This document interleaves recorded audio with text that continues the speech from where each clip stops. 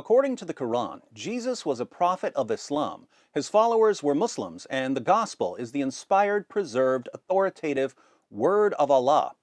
But when we go to our earliest records, we find Jesus claiming to be the divine Son of God who would die on the cross for sins and rise from the dead. Jesus' followers proclaimed him as their risen Lord.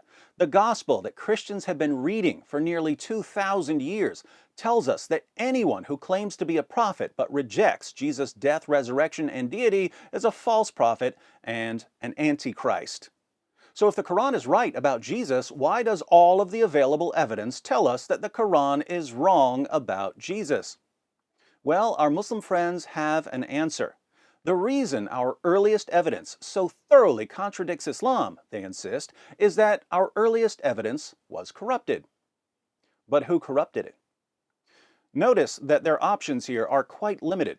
Muslims can't blame Jesus for corrupting the evidence, since Jesus was a Muslim prophet according to the Quran. Nor can they blame Jesus' original disciples for corrupting the evidence, since Jesus' original disciples were devout Muslims, according to the Quran.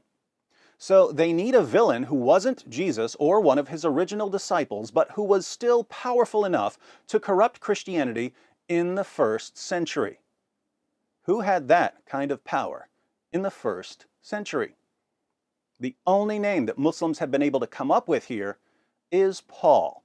So if you've ever wondered why Muslims spend so much time attacking Paul, it's not because Paul is somehow especially untrustworthy or controversial.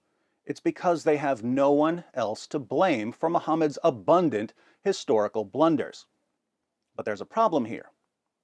It only makes sense to blame Paul for all of the evidence that contradicts Muhammad's claims if Muhammad is significantly more reliable than Paul.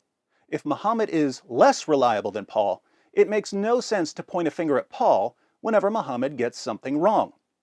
In other words, if I catch person A making numerous false statements, and I ask him how I can trust him when he's making so many false statements, and he says, it's person B's fault, he corrupted all of the evidence and made my statements seem false, but person B turns out to be far more trustworthy than person A, it becomes impossible to take person A seriously. So the question we should be asking is this: whose claims about Jesus are more reliable, Paul's or Muhammad's? In this series, I'm going to offer a few reasons to trust what Paul says about Jesus over what Muhammad says about Jesus. And when I say a few reasons, I mean 25 of them. Some of these reasons, taken individually, wouldn't be enough to reject what Muhammad says. But when we consider all of the reasons together, it's pretty clear that Muhammad's claims about Jesus are about as reliable as a CNN special on the origins of Islamic terrorism.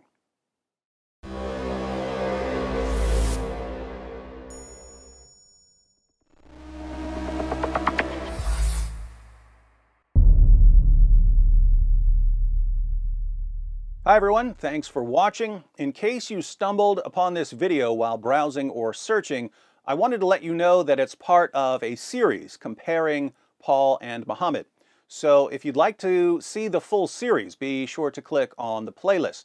If you're already in the playlist, you're about to see that we have much earlier records for Paul's life than for Muhammad's life.